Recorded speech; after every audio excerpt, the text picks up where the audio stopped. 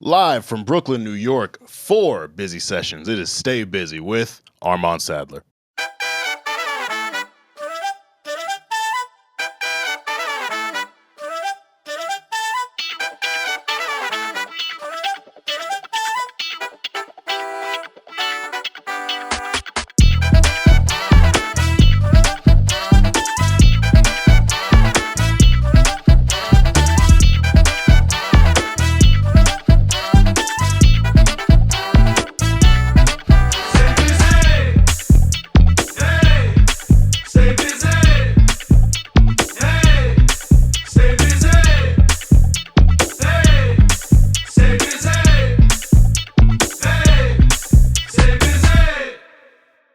Ladies and gentlemen, welcome to another edition of Stay Busy with Armon Sadler, Busy Sessions. This is our artist performance and interview series where we bring in some of your favorite or soon-to-be favorite artists to tell you about their lives, do some performances for you, and just hear their insight and their minds. As you know, it is Stay Busy Women's History Month, a.k.a.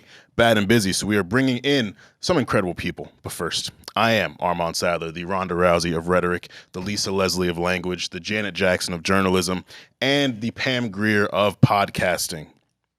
But it's not about me. I'm here with someone very, very special. Now, today's guest is Harlem's finest, who can stimulate your eyes, ears, and body, as she is a singer, songwriter, actress, and certified yoga instructor. Yeah. You may have seen her perform live at her residency at Groove, or shows at Time Out Market, Brooklyn Music Kitchen, and more. She's tied to some greats as she's appeared on Static Selecta and Terminology's 1982 EP and Paul Wall's Give Thanks. It seems like Valentine's Day and Valentine's weekend is her zone. You know, she's released her debut EP, Couples Theory, in 2020, the live studio version a year later, and recently, Put It On Me.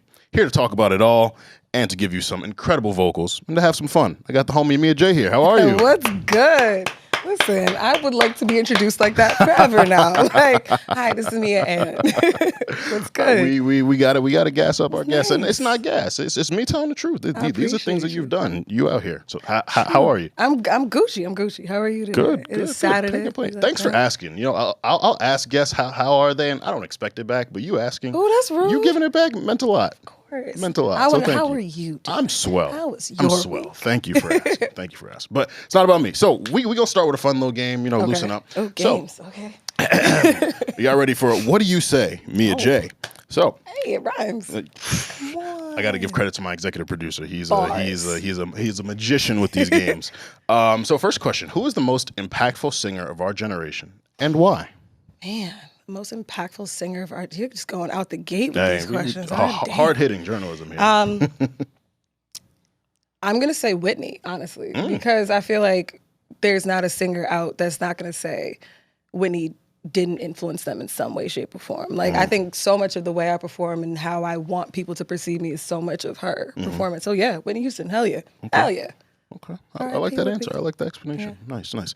What do you feel like Mia Jae brings to the world of music that no one else does? Oh man, me, son. I'm wild though. But just also I feel like there's an honesty in my music that I think is really important, you know? Because of course you hear all the pretty sides of shit and you hear, I feel like it's always like either polar opposites. It's either terrible or it's really good. But it's the nuance in between is where I try to live with my music, and that's kind of what I want to bring to the table, and people don't really talk about it enough. Plus, I'm cool. Talk about it. What is one song that you love that you wish more people knew about? A song I wrote, or just a song in general? We gonna talk about your music. Don't worry. we gonna get to. Truly, anything Foreign Exchange has put out. Anything at all, Foreign Exchange. But oh my God, I love Foreign Exchange. Damn, what is that? Leave It All Behind. It's Leave It All Behind. Okay. And I can't remember what album it's on, but it's a black and white cover. I can't remember the album. It's a black and white cover. Y'all can find it. It's a black and white cover. But it's fire, yeah. Leave It All Behind is the name of the song. All right. I don't think I've heard that, so I'll have to check it out. Tomfoolery, you have to. All right. I'm sorry. I'm embarrassing myself.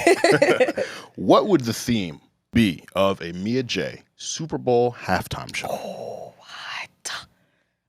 It'd be Harlem. It'd be like if you take a block of town and put it on a stage. Absolutely. I'd have Cam. I'd have all of Dipset come out. Oh, don't give me that. I'd have all of Dipset come out. It'd be great. I've always wanted to be the girl that sings Cam's hooks. So, Cam. Right here, son. Like, but yeah, that would be it. It'd definitely be like you took a block in Harlem and brought it to the Super Bowl. I love that. Hell yeah. I love that. It sounds like manifestation. Listen, talking. When you see her do that in some years, just know she said it first here on Stay Busy. I'm busy. So you rep Harlem super hard. Were you born and raised in Harlem?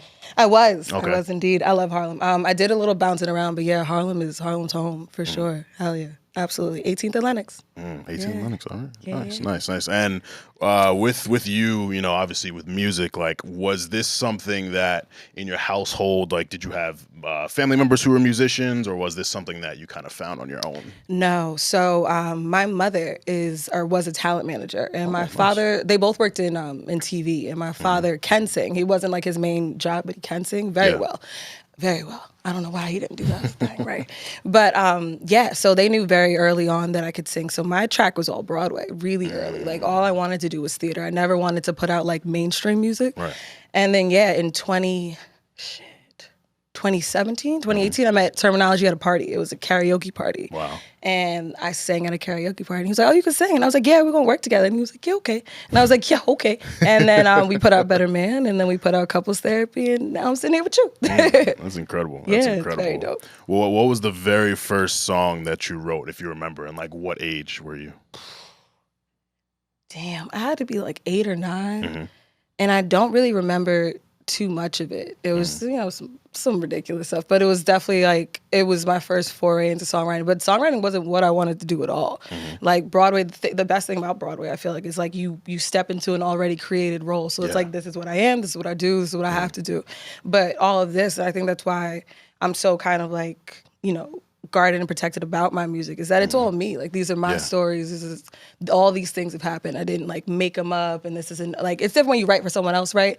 But all of these are for me and from my experiences. So yeah, it's all real personal and shit. So what's different about Mia Jae, the actress, and Mia Jae, the singer-songwriter? Oh, Mia Jae, the actress, is like, it's a very polished kind of image. Like, you have to be a certain way, and but me, myself, like, I guess I'm polished a little bit, but, like, it's not how I normally am, and it's not how my normal stance is. You have to be like, my name's Mia, I'm here to audition for X, Y, and Z, and this is what I'm gonna do. But like, I don't really talk like that.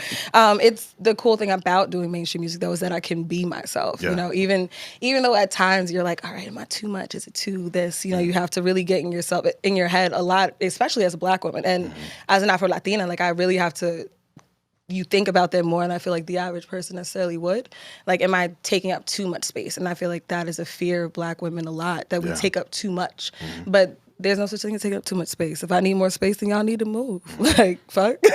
I like that. I like the energy. I was gonna ask, like, do you in pursuing acting opportunities, like, and feeling that pressure to conform, like, how do you kind of stay true to yourself, but then also I have to fit this mold for this role, or I have to be this for this role? Like, how do you balance that? It's hard. It's hard because a lot of times I do find myself sometimes being a little inauthentic, because you have to fit the role. But the beauty of doing mainstream music is that I can be like, this is the mold that I'm creating, and either you fuck with it if you don't, and if you don't, well, then you corny, and that's personal. Like, but it's. And that's what I've liked so much about doing mainstream music over Broadway, as opposed to like, there's only 4 Black parts on Broadway now. So like, either you and all 80,000 other Black women auditioning in New York will get it, or, you can create your own lane and you can do what you want with it, which is really dope, and get a solid team behind you to help you like make that vision happen. Yeah. Yeah. So you told the story about 2017 meeting Terminology, and your debut EP Couples Therapy came out 2020. So talk about the journey from deciding to put out music rather than just doing acting, and then what ultimately led to the debut EP coming in 2020. Man, it was a long time coming. So I was just like fucking around the studio recording things, and then I wrote Better Man. Great record. Thank you. It's honestly like it's one of my like most prized records ever. It's Better Man, because it has just so much meaning to me. And I wrote that song at the San Airport on a napkin, because Term sent me that beat, and I was like, fucking with it. I couldn't write like, and then I wrote it at the airport. I recorded it when I came back. Do you still have that napkin? I do. Absolutely. That's awesome. Absolutely, I do. I'm gonna frame that shit. Yeah, because it was just like I was writing, and I was like I don't. And of course, obviously, as you can tell by the content, I was going through a breakup, right? So it was like I didn't know what to do. So it kind of all just came out. And then when I recorded it, I was like, all right, this is dope. And then we put it out and people really started fucking with it. And so people were like, what are you going to do next? And I was like, I don't know. I don't know. It's my third day out here. I just been out here 3 days. But yeah, it was. So I did. What was the second single? How It Feels was next. And then yeah, we put out the EP. But the EP, I technically probably finished that EP like maybe a year and change before it even came out. Right. And that I find like as an artist is my biggest thing is releasing music. Because it's like, it's like your kids. You sending your kids out into the world. And like you have to be open to the criticism because not everybody's going to like you. Like not everyone has good taste. That's unfortunate. And not everyone's going to like you, you know? But yeah, it's getting past that part. So I was finished the album probably in 2019 and I put it out in 2020. Yeah, right before the world closed. So like, I had great timing. I had great timing. We had an artist on Busy Sessions, it was like episode 2, who talked about how he sometimes finds himself stressing out about how people are going to react to the music before you even put the music out.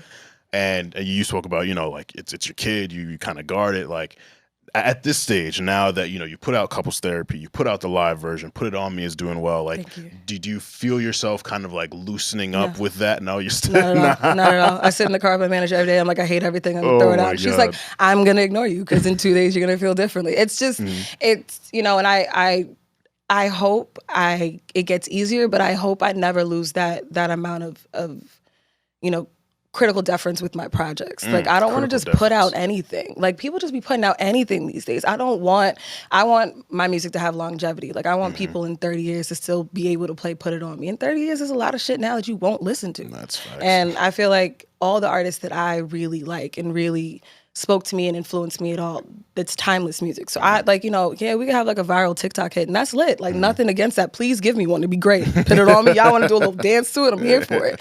But more so, I want to make timeless music and, shit we'll listen to forever. Yeah. Yeah, there's a lot of pressure that comes with that, but it also shows how much you care. Yeah, like it's just, you're not just doing this for a bag. There's love attached to it. Yeah, and you can feel when there's love in the music versus they're just doing this to just. Yeah. It's exactly like I love music. Like I went to school for music. I've been doing this my whole life. So like it's super important down to just like the way things are mixed, the keys things are in, the fact that I play with the band. Everyone's like, oh, you don't play the tracks. Like I can, but no, I'd much rather bring my band out, even if that's like at my expense, because it's about the entire experience. And I want you to go to a Mia Jae show and then leave and be like, yo, that was some shit. She brought her whole band out and did what? Like that was fire. Not just like, oh yeah, she's another pretty girl who could sing a song. Like everyone can do that, but not everyone can give you a show like mine. And I think that's what's important. Okay, talk about it. Yeah, the residency at Groove. I really wanted to make it out. I had some things going on, but like to talk about that experience. Yo, the Groove is dope. The Groove's dope. This set with the Groove is wild because it's a very long set. So it's from 9 p.m. to 12:45. And I definitely am grateful that I did theater prior to this because, it's a marathon and there's for me, live performance is better than the studio. When I started recording, that was the biggest thing for me was being able to be like, okay, you can do it again. Like, I'm like, I could do this again. Don't let me do that because I would million take Mia in this bitch. Don't make me do that shit again. But, with theater, it's a one and done. And same thing with performance. It's a one and done. If you're flat, you're flat and you better fix it or like, make a joke out of it or something. Or you forget a lyric, you better bullshit it or something, So, and I feed off the audience a lot, like that's a huge part of it for me. It's like, interacting with my audience and being a part of that. So yeah, no, it's definitely, I like live performances more, even if they are marathon performances like that. So it was dope. And it was really dope to see people come back. Like after a couple weeks, they're like, we saw you on the first week and came back this week. I'm like, y'all came back? Little me. But yeah, it was really dope. And it's definitely something, I enjoy doing. So yeah, Groove, I'll see you soon, I'm sure. And so now with Put It On Me out, which, you were talking about timeless music, and that is definitely like a timeless feel to that. I kind of get old school vibe from it, but it's still very modern. Like music that lives very well within this era. So what's coming next? What can we expect? There's a lot. No, I'm definitely putting out more music for sure. I've spent like the last like 2 years really just in the studio working on stuff. So now that I've got like music stockpiled, I can finally really drop projects. So yeah, there's a bunch of stuff coming out. So I'm really excited. Stuff like, I think things that people expect from me, but like, I'm trying to move away from so many heartbreak records, maybe turn up a little bit, get it popping. But I definitely would say heartbreak records might be my foundation. And it's just, it's the thing about heartbreak is that it's a shared experience. And that's the big thing about music is it's our shared human experiences, right? So every song that you've related to has been like, yo, because that's happened to me. Like SZA's I Hate You. You know how many men I've said I hate you too in my fun? Like, and you're like, you know what? Yeah, it was shitty of you to make me feel just like this, son. But like, I feel like that's so important in your music, you know? So like if you're not tapping into like human experiences, that's why when music gets too niche, it's kind of like, well, all right, this is a dope beat and this is cool, but like I don't feel it. Like I want people to feel what I'm saying, you know? So I definitely want to make sure I keep that level of integrity in my music. So yeah, there's gonna be things that people will expect, but there's gonna be some new shit too. Yeah. I was gonna say it was very very future Hendrix of you to put couples therapy out Valentine's Day weekend. Listen, I'm just saying. But it's like break my heart if you want to. I feel like a lot of artists approach Valentine's Day so like gimmicky, like they have to put a love song out, something romantic, something where people could cuddle to, all that. And so ain't like, nobody cuddling the couples. So because they couples therapy. So, for you, like, I guess I want you to talk a little bit about like the mindset and the strategy and planning that went into doing that. And like, because the thing about Valentine's Day weekend is a lot of people want to be with lovers. A lot of people are with their lovers, but a lot of people be spending it alone. and they be thinking about someone who did them dirty and that, so you're putting something out that is relevant. Rather you put something out that was relevant for people. So talk about that experience and like what went into that. Like, I gotta put it out at this time. It was. I won't even hold you. It was definitely a bit of a fuck you. Yeah, it was. It was like, word. Well, happy fucking Valentine's Day, my guy. But yeah, because I was in that group of people who did not have a Valentine. And then it was also, it felt very fitting because of the topic. And yeah, it was definitely a fuck you. But it was, all my other Valentine's Days had been spent very different, So it was like one of my very first single Valentine's Days too. So I was like, shit, I gotta make it something other than Valentine's Day. So it's the day my album came out, And that definitely, I hate using trumps as a word, but damn, yeah, it trumps. It feels so nasty. It does. I feel like I'm constantly trumps. It overshadows Valentine's Day for me, for sure. It's funny because I have it tattooed on my ankle, and everyone's always like, "Oh my God, it's your anniversary!" And I was at the anniversary of my album coming out. They're like, "Oh, it's not your no. This is way better." Yeah, I really liked that you put out a live studio version of it as well, because I think what a lot of artists don't realize is when you're like early in it, like you have the creative freedom to do whatever you want. You can literally do anything, and a lot of them don't. And so for you to do that, like talk about the planning that went into that and like the reception of the live version. Yeah, so with the live album, again, like when I perform with the band. So and I was super, like, when I came up, I was really heavily influenced by like, MTV's Unplugged, like Lauren's Unplugged. Like that's something you always want to be able to replicate, or like when, you would have tracks back in the day, and they'd be back in the day, Jesus. But like, you have tracks like whenever like you'd have the live version on like the album, like for like Baduism, like when there was like the live Tyrone version, which is different than the studio Tyrone version. And I think a lot of my records sound different on the live version over the studio version. But yeah, no, that was definitely me and my management, and we had a really dope opportunity with Virago TV to do like a live concert. And it was in the middle of lockdown, so you couldn't do nothing. So people got to sit at home and watch me perform for them on Valentine's Day, so that was cool. There you go. And, I'm sure people were cuddled up and they were like, oh shit, all right, well, this is not giving love. This is not, but this is where we won't be. But it was really dope, and it was really dope to have the whole band recorded and have like the backup singers and have the whole vibe, because that's my main goal. Like I want like one day, or I will one day have like a tour with like a big band and like the bandstands and my initials on it and the whole like shebang. Yeah. That's definitely what I envision, So it was like that on a smaller scale. So it was really dope. I think moving forward, I would love to do like live versions of all of my albums. Sorry, Jess. In doing my research on you, scrolling through Instagram, heavy research there. I saw the post about how when you advertised 1982.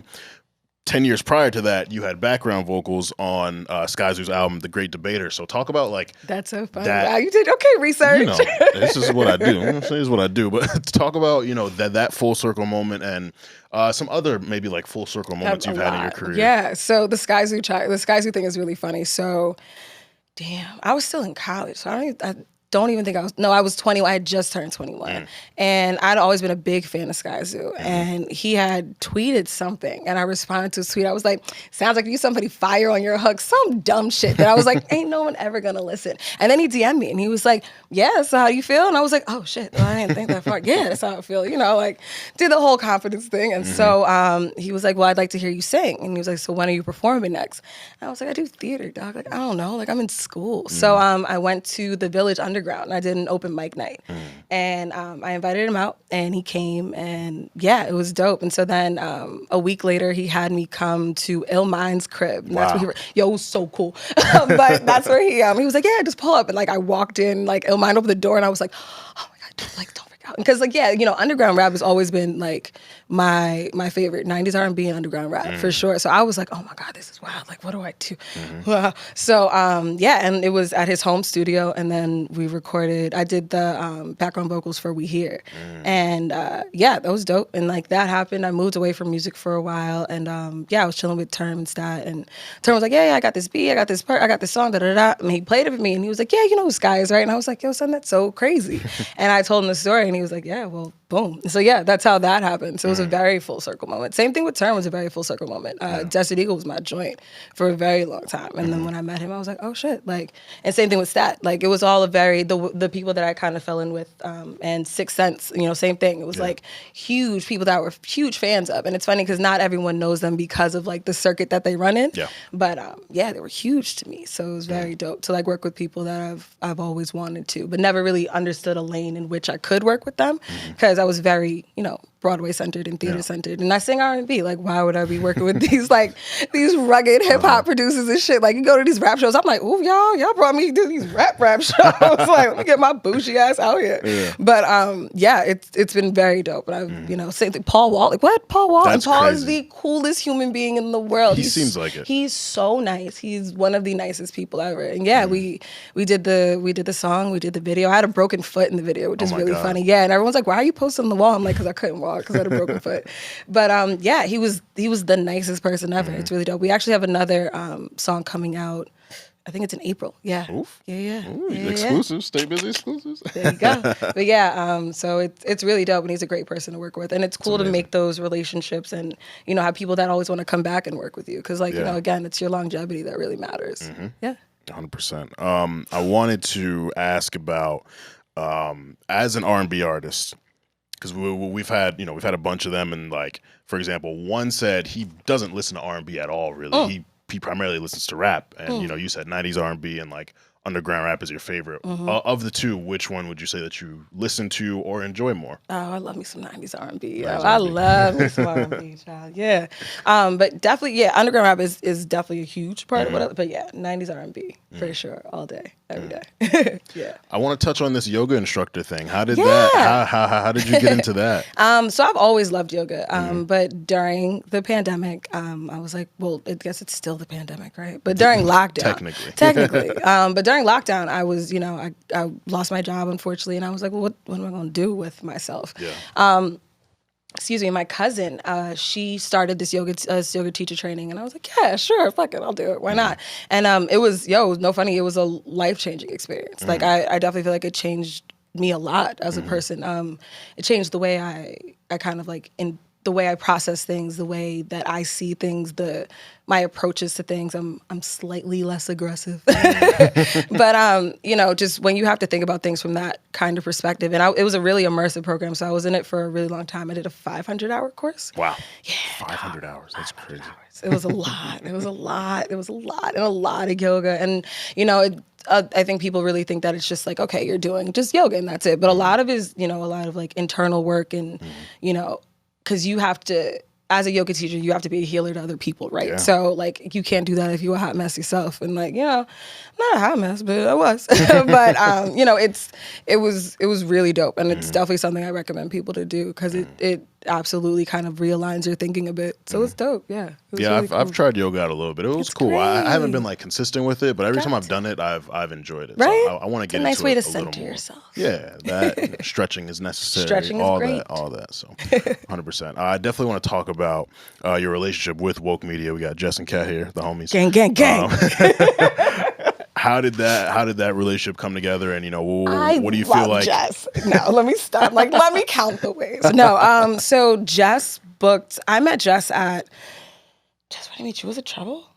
Yeah, I met Jess at an event. I think you booked me for that event. Yeah, she booked me for to sing at this event, and yeah, she was like, yeah, it's good. Like, you're really great. And I was like, I feel like was I kind of dismissive? I feel bad. I feel like I was wild dismissive at first.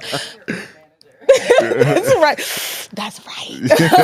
So I was kind of like, yeah, okay, cool, thanks. And then she booked me for, it was like the Ace Hotel's 10-year anniversary or something like that. So she booked me for that. And it was, if Jess is nothing else, Jess is persistent, baby. So she made sure that, she was on my radar. And when the time opened up, Jess was like, so you need someone to represent you. And yeah, I did. And honestly, Jess is the reason why anything happens in my career. So shout out to her and the whole team. Cause I'm good at a lot of things, like singing.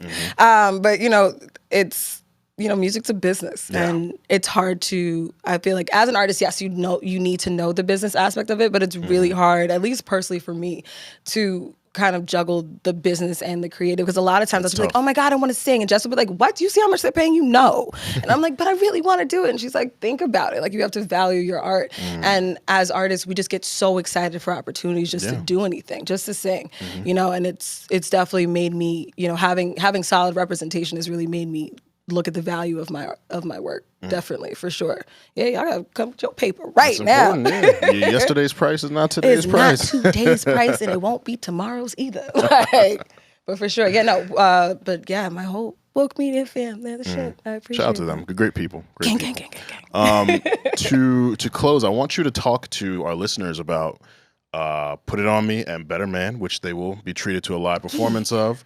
And you kind of touched on what went into those already. So I guess let's do this. Okay. I want you to give me the Mia Jae Essentials playlist. Ooh. Damn. Okay. The Mia Jae. 5 songs. 5 songs? I was about to ask you how many songs. Okay. 30. I was about to say, well, Mia Jae's Essential playlist. Okay. First record would be. Definitely. Again, Leave It All Behind, Foreign Exchange. When I tell y'all that it's such a, I feel like it's such a perfectly like orchestrated record. Oh, it's so good. Okay, so Leave It All Behind. Si Te Vas by Mark Anthony. Okay. For sure. That's an amazing song. Damn. Lil Wayne, No Ceilings, but off the No Ceilings, Motherfucker, Good Morning. That one I won't sing the whole song because it's so inappropriate. But that one, No Ceilings.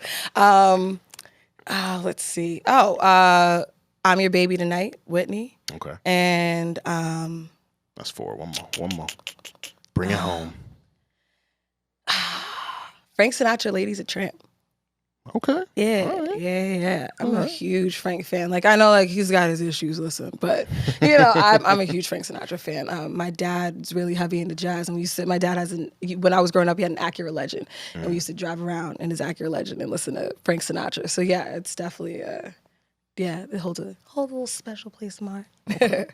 Cool. Yeah. Awesome. Essentials playlist. Damn, that was hard. I told you, the hard-hitting journalism here. Well, thank you so much for pulling up. Really, really enjoyed this conversation. And your energy and the authenticity. Truly bringing the bad and busy energy to Busy Sessions. So this has been Busy Sessions, listeners. Make sure that you tell a friend to tell a friend. Make sure that you share it, like, share, comment, subscribe, all that good stuff. Tell the people where they can find you. So you can find me anywhere, everywhere music is streamed and sold, at Mia Jae, MIAJAE. So it's the same on all social media platforms and everywhere. So yeah, the website's Mia Jae Music, and yeah, hit me up. Perfect. Well, you heard it here first. You know where to follow her. Make sure that you tap into the performances of Put It On Me and Better Man. They're great. Y'all enjoy. I said I want you to come through and put it on me. I said I want you to come through and put it on me, babe. I said I want you to come through and put it on me. And I'm trying to see how it's gonna be if you put it on me, babe. Now pretty papa, how you doing? What you say? It's a mighty fine day for you to come round my way. And sugar daddy let you do just what you please. Smooth ass game that bring me straight to my knees. Said honey baby, I got what you need. Show you better than I tell you, just don't make me beg and plead. You know darling that I'm from a different breed. So spin the block, I'll set up shop, make sure you never leave. Cause I want you to come through and put it on me. I said I want you to come through and put it on me, babe. I said I want you to come through and put it on me. And I'm trying to see how it's gonna be if you put it on me, babe. And I'll make you say, ooh, na na na na. I'll make you say, ooh, na na na na. Now listen, mister, show you hear this all the time, but I promise you ain't never had no love quite like mine. So when I saw you standing, boy, I couldn't let you pass. Had to move fast on your fine ass. So listen, baby, I'm gon' slide you my number. Go back to my place and let this love take you under. I tell you, sweetheart, I fulfill your fantasy. So give me that one chance and I'll make sure you never leave. Cause I want you to put it on me. I said I want you to come through and put it on me, yeah. I said I want you to come through and put it on me, yeah.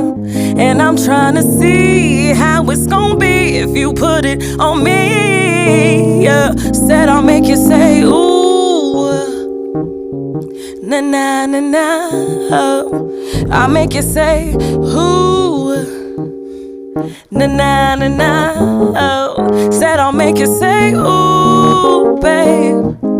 Na na na na. Said I'll make you say, ooh, babe. Na na na na. Hey, hey.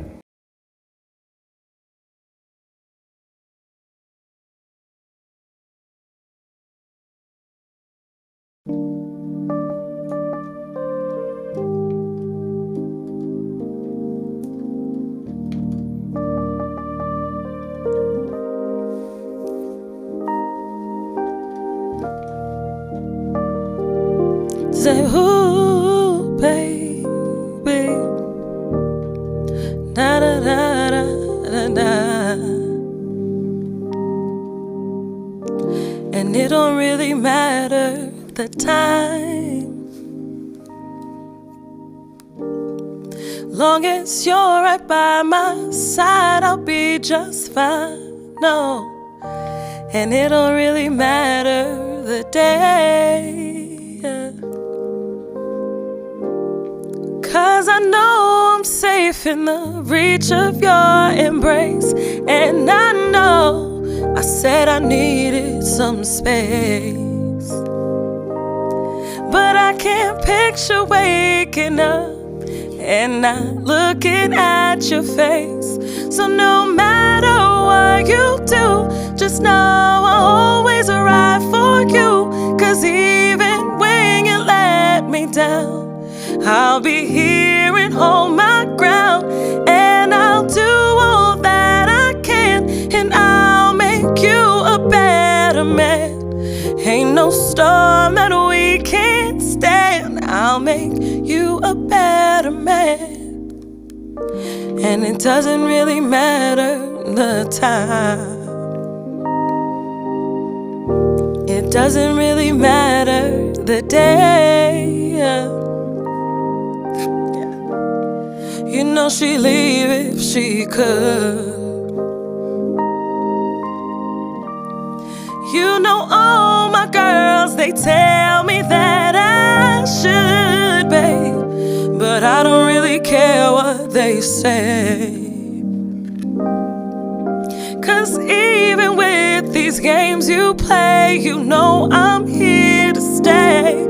'Cause in spite of it all, I'm still here, boy. After the struggles and the falls through all these years, right by your side, you know I'll be, and I'll hold my tears. And I'm gonna follow you to war, long as it's me you're fighting for. Is it me you're fighting for?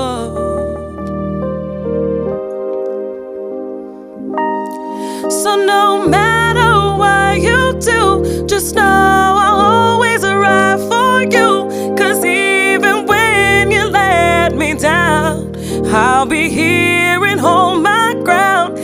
And I'll do all that I can, and I'll make you a better man. Ain't no storm that we can't stand. I'll make you a better man, a better man.